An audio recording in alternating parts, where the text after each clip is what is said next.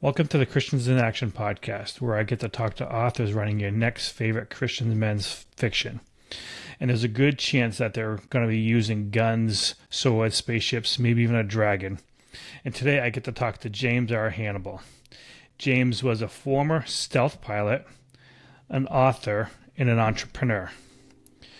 And before we get started, I have two key questions that, at least for suspense and thriller authors, have to answer. First, is Die Hard a Christmas movie? No, it's not. I'm the same way. I was leaning one way, but then someone's, well, it released in July or June or something like that, and is really not about Christmas. So I was leaning one way. Now I'm with you. It's not. I appreciate it. This is part two. You are the main character in one of your suspense thriller books. What is your daily SUV driver? Because every thriller has to have some kind of big SUV or truck. What is James driving if he was the main character? Depends on budget. No budgets, doesn't matter. You're the main character. You could do whatever you want. I'm probably driving either a Bronco or an Expedition. Older Bronco or newer Bronco? Newer. Not the sport, though. No. Okay, good. Because I can't even consider those Broncos. They're just a tiny little SUV. So, anyways, so now we'll get into the meat of it. First of all, my podcast is geared towards Christian men.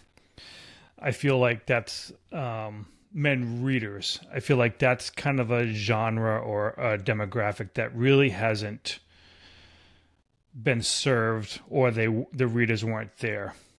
You yourself are a Christian. How long have you been a follower of Christ? I've been a follower of Christ since childhood, and I'm a pastor's kid. I've been in the church. I gave my life to Christ at age 7, and then I reaffirmed my commitment to Christ at age 14. And I've always known that I'd be in some kind of ministry. Yeah. So, because I didn't grow up in a Christian. I shouldn't say that. I didn't grow up in the church. I wasn't a PK's kid. We never went to church. So when I started following Christ, I was like all in. Like, as a kid, has it been difficult to see Jesus in your life? Because really, you've known him your entire life. There's nothing else you knew. I can look back at certain aspects of my life and say, like, yeah, that was Jesus on my hand. Has it always been easy for you? Is it difficult for you at any point, like to say, yeah, have questions? Really, is there a greater being than me? So that's a good question. So just because you're growing up in the church, it's not always easy to say, God is there. Christ is walking with me.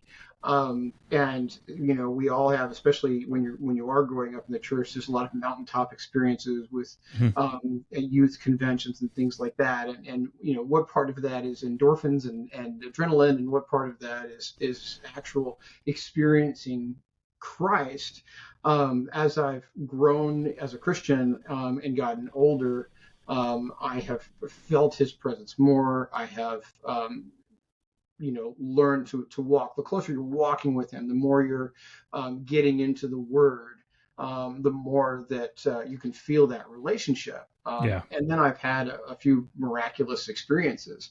And so that, of course, then really solidifies that understanding. And it obviously, I feel like I've cheated sometimes when I'm talking to people about faith.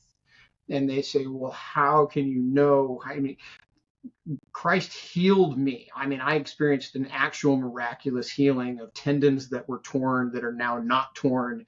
Really?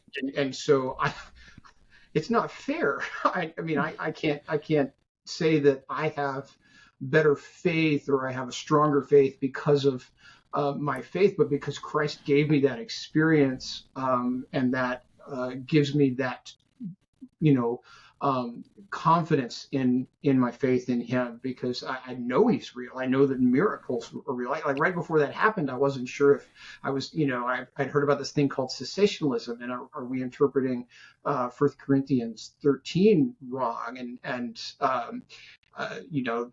Cessationalism is the belief that miracles have ceased and that there are no miracles right now. It's wrong. I can tell you for a fact because I experienced a miracle myself and I've seen others. So anyway, so that for me is what, so I try to tell folks about that, at least I can do is share my experience and help them solidify their faith. And do you think, because you said you were not questioning, but like you were growing up and you do what you do, you're like, okay, do you feel that your tour attendance was an opportunity, not it happened for you, not to you, like to strengthen that belief? Like, yeah, dude, I'm really here. I'm going to show you. I'm going to prove to you. You tore these tendons and I'm going to be the one that heals them. Do you feel like that was purposeful on God, like giving you that hurdle to come over and then have Jesus heal you? I think I would say it was for the mission. So if I had not been healed, I could no longer do my day job. I would have gone on medical disability, which is not enough for us. We spend a large portion of my day-to-day paycheck funding our ministry. We're in the middle of getting 501c3 status. We're seeking a fiscal sponsor who can take tax-exempt donations for us in the meantime. But getting donations for your nonprofit is next to impossible until the IRS sees fit to go ahead and give you your exemption, which can take years. And so if I had not been healed, I would have gone on to medical disability. My career in flying would have been over, and all the funding we need for Light Raiders and Corsair Media would have vanished. And so I feel like God healed me for the ministry, and obviously it made a huge impact on me personally as well. But I think the reason that was important at that time and in that moment was because if I had not been healed, the ministry would have been gone, and we were all, I mean, obviously amazed. I mean, the whole crew was ready. It was like we were sitting down to a very depressing lunch when it happened in a very public place, because it was over. It was all over. And then it wasn't, because God stepped in and worked a miracle. So that's why I can't speak to God's mind, but I think that has a part of it. It's certainly, I was getting upset and depressed. Why, God, would you give me this mission if I'm going to be medically disqualified from my job? I have on faith walked away from projects that would ask me to compromise my faith, ask me to compromise obedience to Christ, and I have sacrificed in the long term millions of dollars to do that. And so for then to have this thing where your tendons are barely connected to your toes, your feet are falling apart, your career is over, and going, that was the only thing I had left to fund this mission. And so it certainly, healing my body also healed my spirit, because it was a massive, massive turnaround for us. It is amazing when you do feel that sense of Jesus's presence, and you had to have felt that, knowing when you're being miraculously healed, like there's a sense there, like, yeah, like this thing is real and God wants me. It's like a renewed vigor. So you had mentioned ministry, so let's turn to that a little bit, because I feel even men who read the fiction that you write would be interested in. Is that your game? Is that the mystery you're talking about, the Light Raiders Academy? Yeah, so Light Raiders is a Christian discipleship curriculum set in a game, a fantasy game format. And so we have 6 years of planned curriculum. The first year came out last year. We're racing to get year two out. We're behind where we want to be, but again, that's a funding issue. When we get the 6 years of curriculum out, we have then several other projects that are going on. We have an app in development so people can play in groups remotely online. Okay. We have a lot going on with that, all under the umbrella of Courser Media, with other potential storytelling IPs that we can use for discipleship and edifying Christians, with a focus on men and young men. And so that's where our heart is. We feel like young men are abandoned by a lot of, or for the last 30 years have been, by a lot of Christian publishing from basically fifth grade onward. And so there's a big gap there. And before we started doing the work ourselves, we went to publishers. We went to big name Christian organizations that are nonprofits, and to a organization, to a person, to an editor. The answer we got back every time was, there's no money in it. And you're a nonprofit. And so at that point, it was clear we had to do it ourselves. Because you, correct me if I'm wrong, you purchased or received the rights to a Dungeons and Dragons like game. Was it Dragons Raiders? Dragon Raid, yeah. So Dragon Raid was a game in the 80s, created by a man named Dick Wolf. That's the sort of the core, and it was a discipleship program for youth. And it got canceled very quickly in the 80s. There was a televangelist who was looking for a way to distract from some of the nefarious things that he was doing, and he created a false crusade against Dragon Raid and put them out of business. But it came to me as a pastor's kid in that very narrow window. And when I got older and had kids of my own, I sought out a boxed set to do with my kids. Quickly ran out of material and then began writing stories of my own to do with the kids. Those stories I sent through a person to another enthusiast, in that they got back to the original creator. He had been diagnosed with terminal cancer, and he asked me to acquire the IP and carry it forward as Light Raiders. Cool. Yeah, because the 80s, I'm not sure how old you are. I was 10 years old in 1980, and Dungeons and Dragons was the game. Like, you would go to stores to get all the dice, and it's not as popular as it is today, but it was really popular. People wanted to play it. And there was this push against it from the church. And there was also a movie, I don't know if you've ever seen it, Mazes and Monsters. Have you ever seen that? Tom Hanks? Nobody likes that movie, right? It's it's the most terrible. poorly made movie ever. Tom Hanks. Yes. Like one of his first movies. But it was the reaction to some of the things that were being said about Dungeons and Dragons. Exactly. And I'll say, I'm not a big D&D fan. D&D is an amoral system, and there's a lot of material that is produced that is not healthy. Yep. And so how do I determine, there are people that are running effective Christian groups with D&D. The problem is when you go outside that group, what are we getting into? Right. And Light Raiders is not a D&D alternative, and Dragon Raid was not a D&D alternative. Dick Wolf kind of created Dragon Raid in isolation. He had this idea of using role-playing because he was a Christian counselor who used role-playing in helping prisoners. He had a prison ministry. And so helping people understand something by envisioning it through the eyes of a character they create, envisioning it through the eyes of someone outside themselves, so that they can see it better without self-attack kind of thing.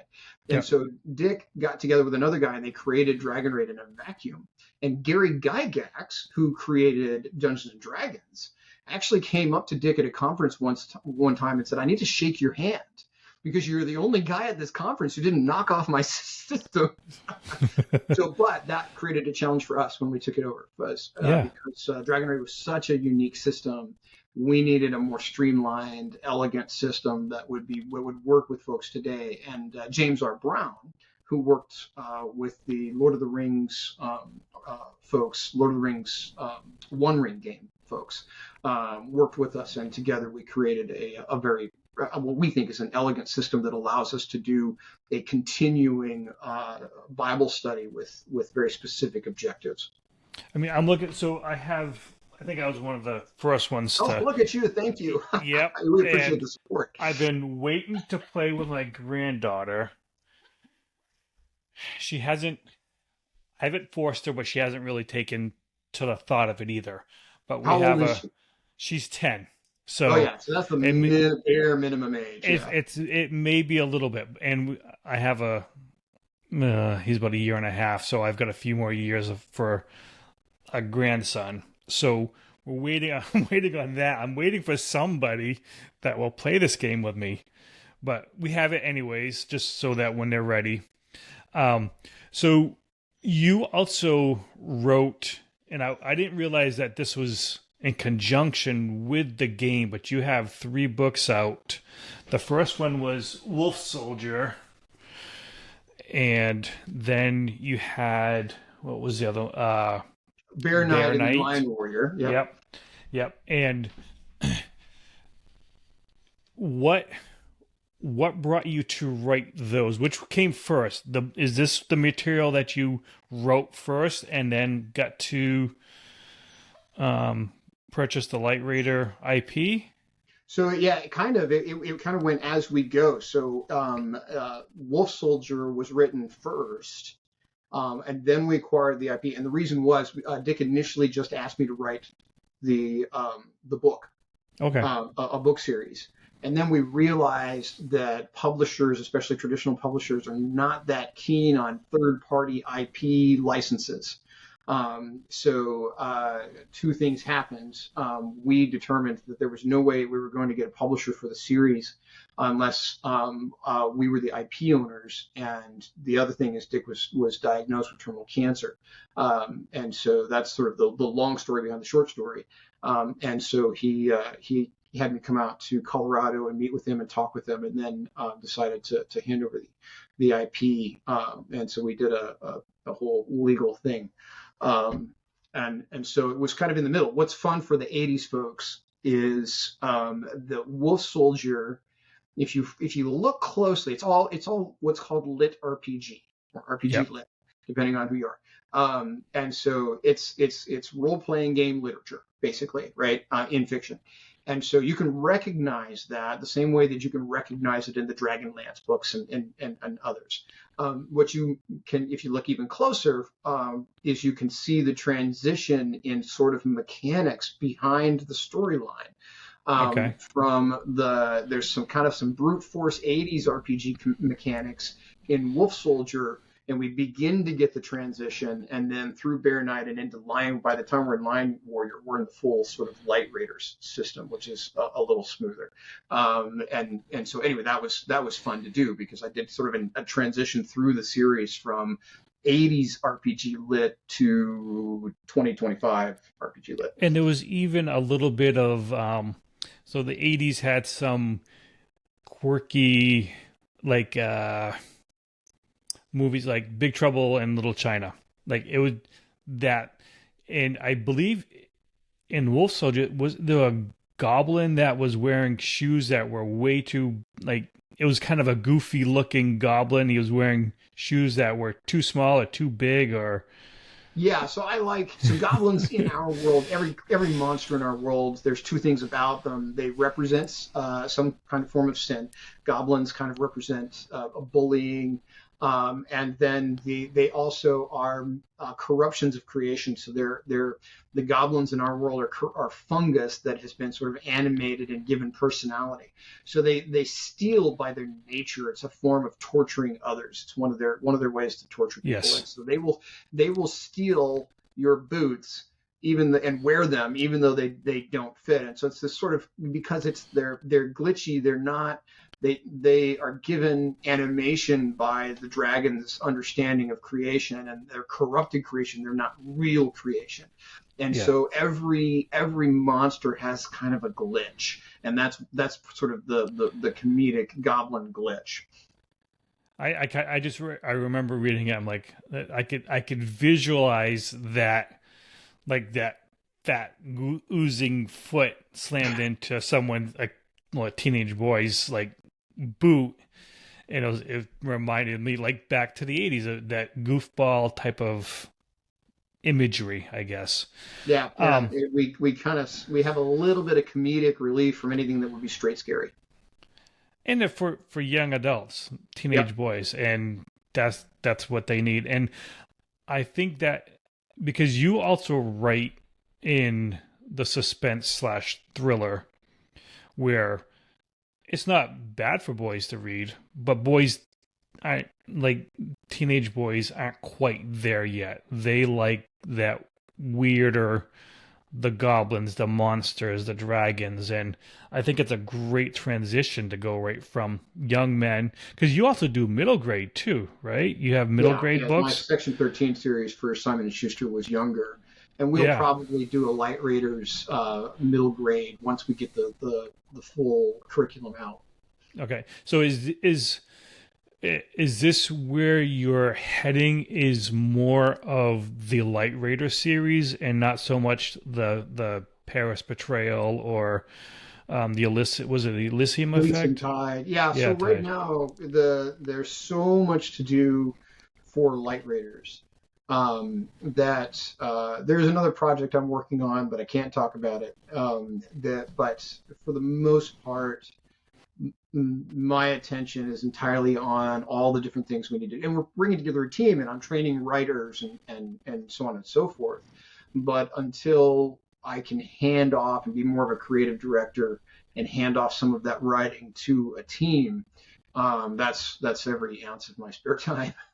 So it seems like you're kind of building something similar to, and correct me if I'm wrong, Brandon Sanderson's, like where he's, I'm not sure if you're familiar with him, but Oh yeah, it seems like you're building that out. You've got your game, you've got your books, but you're also hiring people to do artistic things, promotional things. Like it's a company. It's not just, well, it's a ministry. it is Not, a ministry, but it is a yeah, corporation. Corsair Media. So Light Raiders is the primary project of the nonprofit corporation Corsair Media. We have a yep, 7-member board. And right now we're in that sort of growing phase where we're getting our statuses all set with the federal government and getting funding. yeah. And that's the hard part because the fact we have, everybody's asking us for, do this, get this done. You know, we want to, but Yeah. we have to hire people to do that. So, how this is how do you find the time? Because I know there's probably a sense of like I want to get this moving, but time is that one thing that we never get back. How do you find the time to work on the your ministry and getting everyone lined up? Because you're also a pilot still, right? You're still working as a airline pilot. That's correct. Yes. So I work in hotel rooms. I have a Okay. setup of a computer and an extra screen that I bring with me. Um, I, uh, I use every spare moment I have. We took a little break the last couple of days. We had some friends. One of our writers actually and his wife came out. We did a tiny bit of business, and then we took a couple of days to take a breather. And today we're right back at it. Awesome. Awesome. Um, so you not really writing much as far as that goes, but I see you have on your Light Raiders website a lot of devotionals. Like you're really building those things out. Is that a part of the game system itself, or is that just kind of like to feed the young adults, the young men that would Yeah, be that's there? that's just trying to make ourselves a resource. Yeah. One of our writers volunteered to write those right up until he got deployed. And so that's sort of a combat readiness thing written by a real life military sergeant Yep. who's a pretty awesome guy. I can't say where he got deployed, but right now he's too busy to write the devotionals. But he did generate several of them that we think are really great. Yeah. They're there as a resource on the website. Yeah. I was looking through them. They're really good. I like them. Um, before I let you go, your past life was a stealth. Was it fighter or bomber? Stealth bomber, yeah. Okay. So what did you think of what happened a few months ago with them taking out the Iran nuclear website? Was it 2 days that they were flying nonstop or something like that? Yes, it was. That's nuts. It is. I'm very proud of what those guys accomplished.